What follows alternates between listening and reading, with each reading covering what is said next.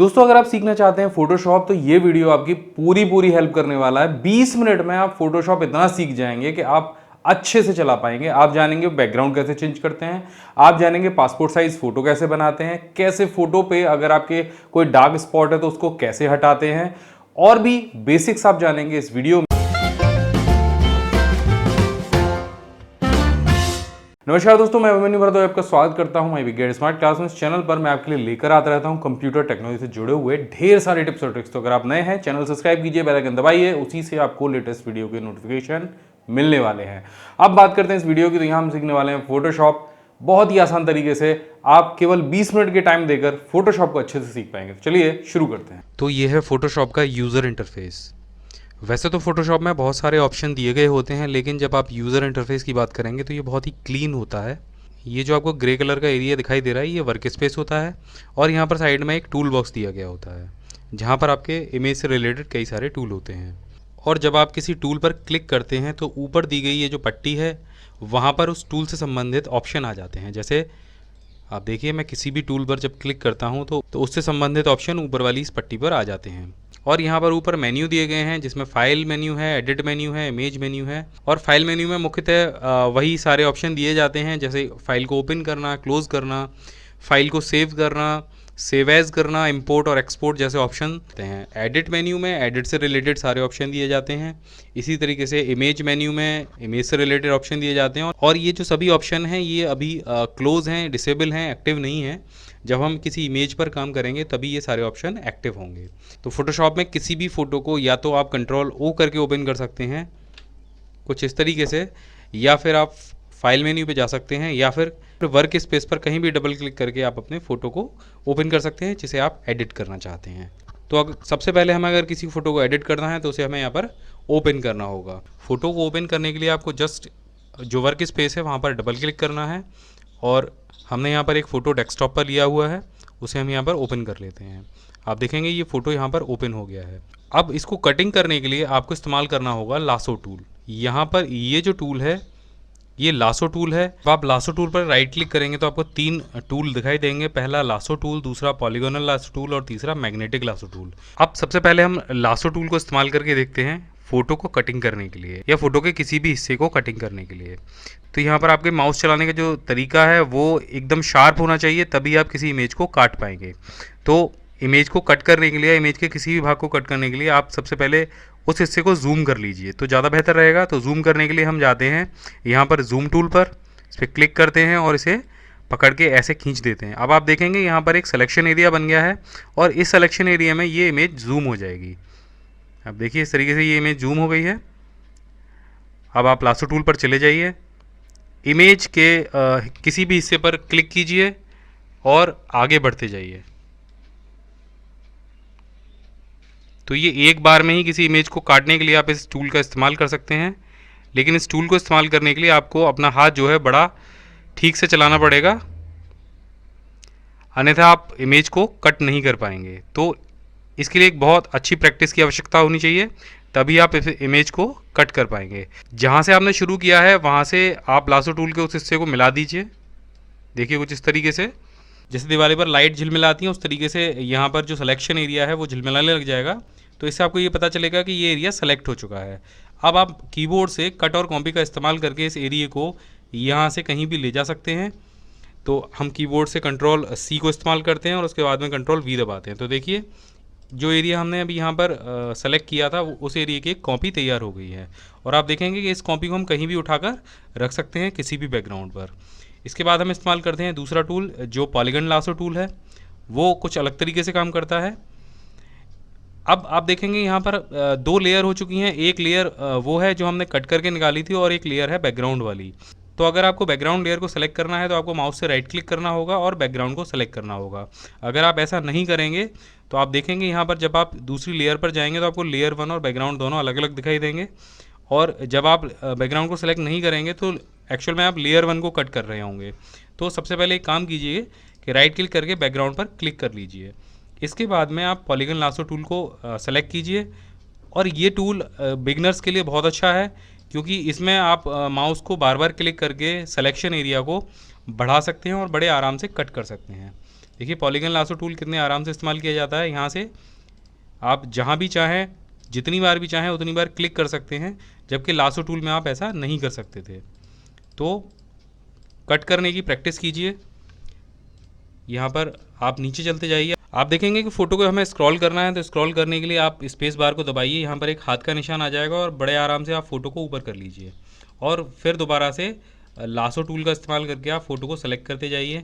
तो इस टूल से आप बड़े आराम से किसी भी फ़ोटो को कट कर सकते हैं और उसका बैकग्राउंड चेंज कर सकते हैं। अगर आपसे कोई गलती हो गई है, यानी आपको पीछे बैक जाना है, तो आप सिंपल बैक स्पेस के बटन का इस्तेमाल कीजिए। इससे जो सिलेक्शन है वो बैक हो जाएगा और आप फ़ोटो को दोबारा से कट कर पाएंगे या अपने सिलेक्शन को ठीक कर पाएंगे। तो सिंपल आपको एक बैक स्पेस का बटन दबाना है और फोटो को कट करते जाना है। देखिए आप देखिए हमने पूरा फोटो सेलेक्ट कर लिया है।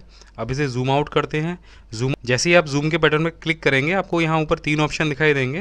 पहला एक्चुअल पिक्सल, दूसरा फिट ऑन स्क्रीन और तीसरा प्रिंट साइज़। जब आप प्रिंट साइज़ पर क्लिक करेंगे तो इस फोटो का जो एक्चुअल साइज़ होगा, आपके प्रिंटर से प्रिंट होकर निकल के आएगा, वो आपको यहाँ पर दिखाई देगा। और जब आप फिट ऑन स्क्रीन पे क्लिक करेंगे तो फोटो चाहे आपका कितना भी बड़ा हो, चाहे आपका फ़ोटो 12 बाई 12 इंच का हो या 12 फीट का हो, वो आपकी स्क्रीन पर पूरी तरीके से फिट हो जाएगा।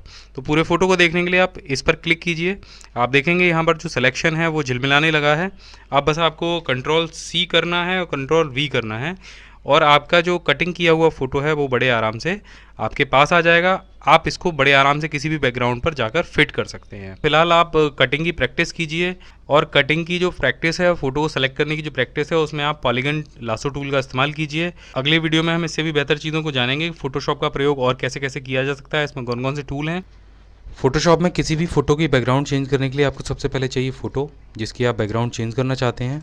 तो हमने यहाँ पर फ़ोटो ओपन कर लिया है और दूसरी वो बैकग्राउंड जिस पर आप ये फ़ोटो लगाना चाहते हैं। तो यहाँ से हम बैकग्राउंड भी ले लेते हैं। बैकग्राउंड का चयन करते समय ये ध्यान रखें कि फ़ोटो की लाइटिंग और बैकग्राउंड की लाइटिंग एक जैसी हो, जिससे फ़ोटो आपका और भी अच्छा आएगा। यानी अगर आप फ़ोटो की बैकग्राउंड चेंज करेंगे तो वो ऐसा नहीं लगेगा कि ये फ़ोटो अलग से काट के यहाँ पर लगाया गया है। पिछले वीडियो में हमने आपको लासो टूल के बारे में बताया था। हम उसी टूल की सहायता से पहले इस फ़ोटो की कटिंग करेंगे और उसके बाद इस बैकग्राउंड पर लगाएंगे। तो सबसे पहले हम लासो टूल लेके इस फ़ोटो की कटिंग कर लेते हैं। इसको जूम करते हैं। यहाँ पर आपको 3 ऑप्शन दिखाई दे रहे हैं। ये जो ऑप्शन है इसकी मदद से फुल स्क्रीन मोड आ जाएगा, जिससे मेन्यू बार भी दिखाई देगा और आप फ़ोटो को कहीं भी स्क्रॉल कर पाएंगे। तो फ़ोटो कटिंग करते समय ये जो बीच वाला मोड है आप इसे लगा लें। इसके बाद आप पॉलीगन लासो टूल को यहाँ से सेलेक्ट कर लें। यहाँ पर जैसे ही आप लासो टूल पर क्लिक करेंगे, ऊपर आपको ऑप्शन में फेदर का ऑप्शन दिखाई देगा। अगर आपका फ़ोटो बहुत कम पिक्सल्स का है तो यहाँ पर मिनिमम 2 या 3 फेदर को सेलेक्ट कर लें। फेदर से होगा क्या कि आपके जो कटिंग होगी वो उसमें शार्प कट नहीं बनेंगे, सॉफ्ट कट बनेंगे, जिससे आपका फ़ोटो आपके बैकग्राउंड में मैच हो जाएगा। अभी देख लेते हैं किस तरीके से काम करता है। तो फेदर हमने यहाँ पर 2px सेलेक्ट कर लिया है और इसके बाद हम फ़ोटो को कट कर रहे हैं।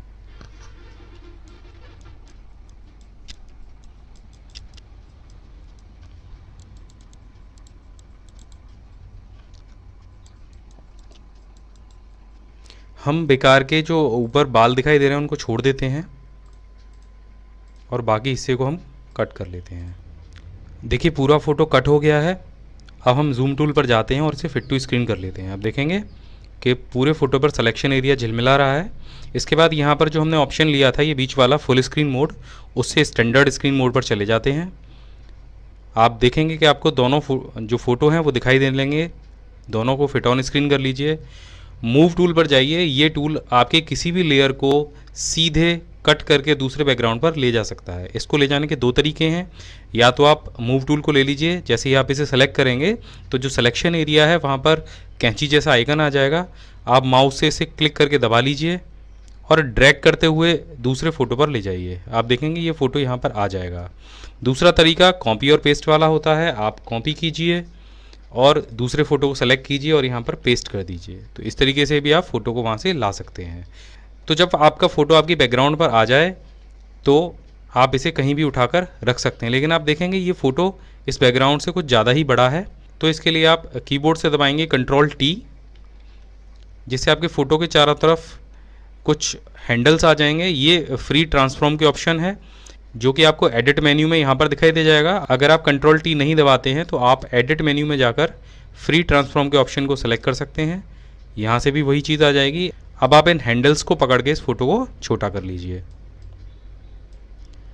तो जब इन्हीं हैंडल्स के ऊपर आप माउस के कर्सर को ले जाएंगे तो आपको रोटेट करने के लिए भी ऑप्शन मिल जाएगा, और जो फोटो रोटेट होगा वो इस बीच वाले पॉइंट के आधार पर होगा। अगर आप चाहते हैं कि फ़ोटो इस तरीके से रोटेट हो तो आप इसे ऐसे घुमा लीजिए, नहीं तो आप इस रोटेट पॉइंट को नीचे ले जाइए और फ़ोटो को यहाँ से रोटेट कर दीजिए। देखिए दोनों ऑप्शन से फ़ोटो अलग अलग तरीके से रोटेट हो रहा है।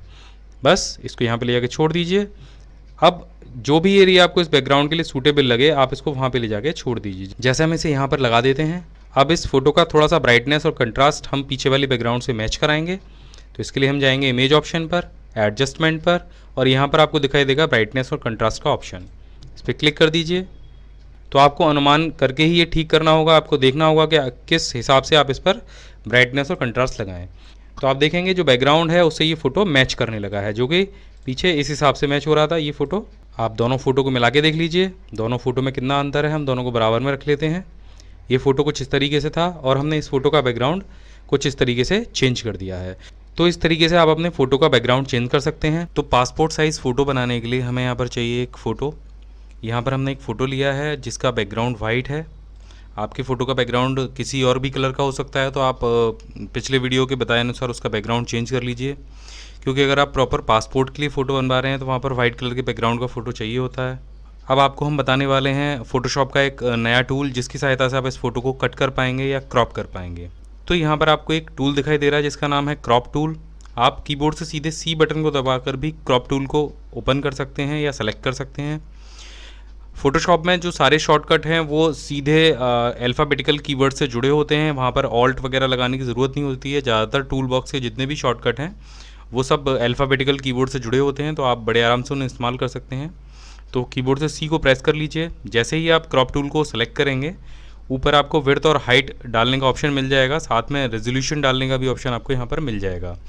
तो पासपोर्ट साइज़ फ़ोटो का जो विड्थ है वो आपको भरना है 2.5 सेंटीमीटर और हाइट आपको भरनी है 3.5 सेंटीमीटर, और रेजोल्यूशन में आप 300 यहाँ पर फिल कर दीजिए। इसके बाद फ़ोटो को क्रॉप कीजिए। क्रॉप करने के लिए आप कहीं भी ऊपर अपने माउस के कर्सर को ले जाइए और नीचे पकड़ के खींचिए। आप फ़ोटो को सेंटर में कर लीजिए। जैसे भी आप पासपोर्ट साइज़ में फ़ोटो को जितना भी लेना चाहते हैं वहाँ पर आप इसे इन हैंडल्स को छोटा या बड़ा करके ले सकते हैं। साथ में आप इस तरीके से भी इसको खिसका सकते हैं। जब आपको लगे कि ये फ़ोटो काटने लायक हो गया है तब कीबोर्ड से केवल एंटर को प्रेस कीजिए। तो आप देखेंगे ये फ़ोटो कट चुका है। इसको जूम करने के लिए आप जूम ऑप्शन पर जाइए और इसे फिट ऑन स्क्रीन कर लीजिए। आप देखेंगे ये फ़ोटो इस तरीके का आ चुका है। अब आपको करना ये है, आपको नई शीट ओपन करनी है। इसके लिए फाइल मेन्यू पर जाइए और न्यू के बटन पर प्रेस कर दीजिए। मार्केट में मिलने वाली जो शीटें होती हैं वो ज़्यादातर A4 साइज़ की आती हैं। आप अगर कोडेक की फ़ोटो पेपर शीट खरीदेंगे या कोई भी खरीदेंगे तो वो A4 साइज़ की आएगी। A4 साइज़ को सिलेक्ट कर लीजिए और इसे ओके कर दीजिए। अब यहाँ पर देखेंगे एक A4 साइज़ की शीट है और एक पासपोर्ट साइज़ का हमारे पास फ़ोटो आ गया है। अब इस शीट पर फ़ोटो को लगाना है, तो उसके लिए आपको यहाँ पर एक ग्रिड लाइन लगानी होगी। ऊपर आपको यहाँ पर रूलर दिखाई देगा। अगर आपको रूलर नहीं दिखाई दे रहा है तो आप कंट्रोल के साथ R बटन को प्रेस कीजिए, तो आपका रूलर डिस्प्ले होने लग जाएगा। अब मूव बटन को सेलेक्ट कर लीजिए और माउस से रूलर पर क्लिक कीजिए और ड्रैग करते हुए शीट पर लेके आइए। आप देखेंगे शीट पर एक लाइन आ जाएगी। इस लाइन को ग्रिड लाइन कहते हैं। तो फोटो को जब आप एक सीध में लगाएंगे तो उसके लिए ये ग्रिड लाइन बहुत ही काम आएगी। इसके बाद हम अपने फ़ोटो को यहाँ से या तो कॉपी कर लेंगे या फिर मूव टूल की सहायता से ड्रैग करते हुए इस नई शीट पर ले जाएंगे। तो हम मूव टूल की सहायता से ड्रैग करते हुए ले जाते हैं। फ़ोटो पर हम क्लिक करते हैं माउस से और उठाते हुए शीट पर ले जाते हैं। आप देखेंगे ये जो फ़ोटो है इस शीट पर आ गया है। अब इस फ़ोटो को आप जो आपकी ग्रिड लाइन है उससे टच कर दीजिए। आप देखेंगे टच करते ही ये फ़ोटो मैग्नेटिक इफेक्ट आएगा, फ़ोटो अपने आप ग्रिड लाइन से सेलेक्ट हो जाएगा। ये ग्रिड लाइन आप इस साइड में भी लगा सकते हैं, आप सेम उसी तरीके से लगाई जाएगी। आप देखेंगे फ़ोटो के दोनों साइड में ग्रिड लाइन आ गई है। अब इस फ़ोटो का डुप्लीकेट बनाते हुए आपको आगे ले जाना है। जितने भी फ़ोटो शीट पर लग जाएँ तो आपको सिंपल करना ये है, फ़ोटो पर माउस का कर्सर ले जाना है, ऑल्ट की को प्रेस करना है। आप देखेंगे जैसे ही आप मूव टूल को अपने फ़ोटो पर ले जाएंगे और ऑल्ट बटन को प्रेस करेंगे तो एक डुप्लीकेट कर्सर आ जाएगा। बस अब आप इस पर फ़ोटो पर क्लिक कीजिए और इसको ड्रैग करते हुए आगे ले जाइए। आप देखिए फ़ोटो का डुप्लीकेट तैयार हो जाएगा। इसी तरीके से आप ऑल्ट बटन को दबाए रखिए और जितने चाहे इसके डुप्लीकेट तैयार कर लीजिए। दोनों फ़ोटो के बीच में थोड़ा सा आप गैप रखिए ताकि जब प्रिंट निकले तो उसको काटने में आसानी हो। तो आप देखेंगे जो ऊपर वाली पट्टी है वो पूरी पासपोर्ट साइज़ से भर गई है। अगर आप केवल 6 या 7 फ़ोटो निकालना चाहते हैं तो केवल आप ऊपर वाली पट्टी पर इतने फ़ोटो लगा लीजिए। अगर आप चाहते हैं कि आप पूरी शीट को पासपोर्ट साइज़ से प्रिंट करें तो आपको करना ही होगा कि आप जूम टूल पर जाइए, इसको फिट ऑन स्क्रीन कीजिए और जो सबसे लास्ट वाला फ़ोटो आपने यहाँ पर बनाया है उसको राइट क्लिक करके सेलेक्ट कीजिए। आप देखेंगे कि ये लेयर 1 कॉपी 6 यहाँ पर दिखा रहा है, क्योंकि बैकग्राउंड है उसके बाद ये जो फोटो था ये हमारी पहली लेयर थी और इसकी हमने 6 कॉपियाँ और बनाई हैं।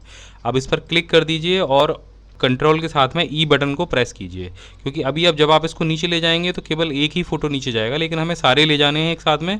कंट्रोल के साथ में आपको ई बटन को प्रेस करना है और ऊपर यहाँ पर आपको ध्यान देना है, यहाँ पर सिर्फ लेयर 1 रह जाएगा, कॉपी 6 खत्म हो जाएगा। आप देखिएगा कंट्रोल के साथ में हम देखिए प्रेस कर रहे हैं ई को, एक बार किया, देखिए कॉपी 5 रह गया, 4 3 2 1। अब आप देखेंगे यहाँ पर लेयर 1 रह गया है, जो कॉपीज़ बनाई थी वो ख़त्म हो गई हैं। ये सारी कॉपियाँ हमने एक साथ जोड़ ली हैं। जब आप इसे उठाएंगे तो ये सारे फ़ोटो एक साथ चलने लग जाएंगे। अब आपको सिंपल वही करना है, आपको ऑल्ट की को प्रेस करना है और इसका डुप्लीकेट बनाते जाना है। जो साइड वाली ग्रिड है वो आपको फ़ोटो को नीचे ले जाने में सहायता करेगी।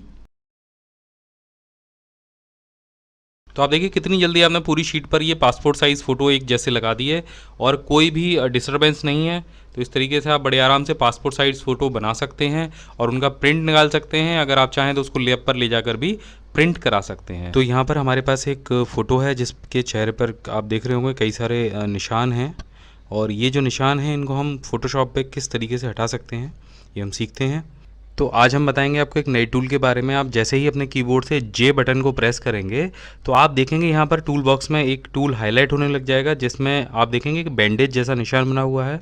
जब कहीं चोट लग जाती है तो आप बैंडेज लगाते हैं, वही निशान इस टूल पर भी है और ये काम भी वैसा ही करता है। तो जब आप इसे सेलेक्ट कर लेंगे तो आप देखेंगे जो आपका मूव टूल है वो उसके ऊपर एक राउंड आ जाएगा। इस राउंड को एक्चुअली में ब्रश बोला जाता है।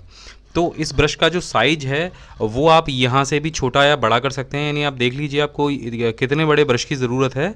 अगर आप चाहते हैं कि आपको ज़्यादा बड़े ब्रश की ज़रूरत है तो आप यहाँ से इसका डायमीटर बड़ा कर सकते हैं। आप देखिए यहाँ से हम इसको कितना भी बड़ा से कर सकते हैं। अब हमने यहाँ पर इसको 60 px पे सेट कर लिया, तो आप देखेंगे ब्रश बड़ा हो गया है। और आप इसे यहाँ से कम कर देंगे तो ये ब्रश छोटा हो जाएगा। कीबोर्ड से इस ब्रश को छोटा बड़ा करने के लिए आप ब्रैकेट्स का भी इस्तेमाल कर सकते हैं। आप दोनों ब्रैकेट्स बटन को इस्तेमाल करके आप सीधे सीधे ब्रश को छोटा या बड़ा कर सकते हैं। अब बात करते हैं हीलिंग ब्रश टूल के बारे में। ये कैसे काम करता है और कैसे ये इन दाग धब्बों को क्लियर कर सकता है। आप देखेंगे कि जो धब्बे हैं वो चेहरे पर कहीं कहीं हैं और बाकी चेहरा साफ है। अब हमें स्किन कलर को ले जाकर उन दाग धब्बों को कवर करना होता है। तो स्किन कलर को लेने के लिए हम चेहरे के किसी साफ भाग पर जो आपके इस धब्बे वाले एरिया से मैच करता हो उस पर जाकर ऑल्ट की को प्रेस करेंगे, और जैसे ही आप ऑल्ट की प्रेस करेंगे तो ये जो हीलिंग ब्रश टूल है ये वहाँ से उस कलर को उठा लेगा। इसके बाद आपको जाकर करना ही है कि आपको किसी भी स्पॉट पर जाकर बस माउस से क्लिक करना है। आप देखेंगे जब हम माउस से क्लिक करेंगे तो एक प्लस का निशान वहाँ पर भी बन जाएगा जहाँ से आपने ऑल्ट की को प्रेस किया था। आप देखेंगे जहाँ पर हमने माउस से क्लिक किया वहाँ पर वो जो स्पॉट था वो बिल्कुल क्लियर हो चुका है। इसी तरीके से हम सभी स्पॉट्स को एकदम क्लियर कर लेंगे। आप चाहें तो ऑल्ट की को दूसरी बार भी प्रेस कर सकते हैं, क्योंकि वहाँ का हो सकता है कि स्किन कलर अलग हो, तो आप यहाँ से स्किन कलर ले लीजिए। इसी तरीके से आप दोबारा ऑल्ट की को प्रेस करके यहाँ से ले लीजिए। और यहाँ पर आप देखेंगे यहाँ ये जो एरिया है ये ज़्यादा ब्राइट है, यहाँ पर रोशनी कम है, तो आप इस वाले एरिया से स्किन कलर लेकर यहाँ पर हीलिंग ब्रश टूल का इस्तेमाल कर सकते हैं। इसी तरीके से ये जो हिस्से हैं यहाँ भी आप हीलिंग ब्रश टूल का इस्तेमाल कर सकते हैं, और ये वाला भाग है आप यहीं से स्किन कलर को ले सकते हैं। तो सिंपल्स ऑल्ट की को प्रेस कीजिए और अपना जो भी स्पॉट है उस पर अपने ब्रश को ले जाइए और क्लिक करते जाइए। अब देखेंगे ये जो चेहरा है अभी थोड़ी देर पहले मुहासों से भरा हुआ था और ये बिल्कुल क्लियर हो चुका है। आप देखेंगे आप जो तिल जैसे निशान हैं उनको भी ठीक कर सकते हैं, लेकिन इसके लिए आपको ब्रश छोटा करना होगा। यहाँ से आपको कलर लेना होगा और वहाँ पर जाकर पेस्ट करना होगा। तो इस तरीके से आप चेहरे को बिल्कुल क्लीन कर सकते हैं। ये एक बिल्कुल मैजिकल टूल है आपके किसी भी तरीके के स्पॉट को क्लियर करने के लिए। और अगले वीडियो में जानेंगे हम फोटोशॉप का एक और बेहतरीन टूल और लेंगे फोटोशॉप के बारे में और भी बहुत जानकारी है। आज के इस वीडियो में बस इतना ही। या फिर आप गूगल पर टाइप कीजिए माई बिग गाइड, तो सबसे ऊपर mybiggguide.com का रिजल्ट मिल जाएगा। लर्निंग जोन दिया गया है। इसके अलावा इंटरनेट, यूट्यूब और प्रिंटिंग के टिप्स और ट्रिक्स भी यहाँ पर दिए गए हैं। यहाँ पर अगर आप नीचे स्क्रॉल करेंगे तो यहाँ पर हमने कंप्यूटर नोट्स दिए हैं जो सभी प्रकार की प्रतियोगी परीक्षाओं के लिए बहुत उपयोगी होते हैं। बस इस पर आप क्लिक कीजिएगा और कंप्यूटर नोट्स यहाँ पर ओपन हो जाएंगे। ये बिल्कुल सीरीज वाइज दिए गए हैं। और यहाँ पर सबसे इंटरेस्टिंग चीज़ नीचे दी गई है कंप्यूटर सामान्य ज्ञान क्विज। यहाँ पर हमने 50 से ज़्यादा ऑनलाइन क्विज दिए हैं जिनसे आप अपना कंप्यूटर ज्ञान परख सकते हैं। तो तो यहाँ पर आपको दिखाई देगा अनसुलझे प्रश्नों के आसान जवाब, जो अक्सर करके आपके दिमाग में आते होंगे। हमने डार्क इंटरनेट के बारे में बताया है, ब्लू व्हेल गेम के बारे में बताया है, कॉल ड्रॉप क्या होता है ये भी हमने बताया है, इंटरनेट का मालिक कौन है ये भी बताया है, वाईफाई या लाईफाई क्या होता है। तो अगर इस तरीके का कोई भी प्रश्न आपके दिमाग में है तो आप यहाँ पर जाकर उसको सर्च कर सकते हैं। आप देखें कि ये लिस्ट बहुत लंबी है, लगभग 132 चीज़ों के बारे में हमने यहाँ पर बताया हुआ है। तो ये 132 आर्टिकल आपके बहुत काम आने वाले हैं।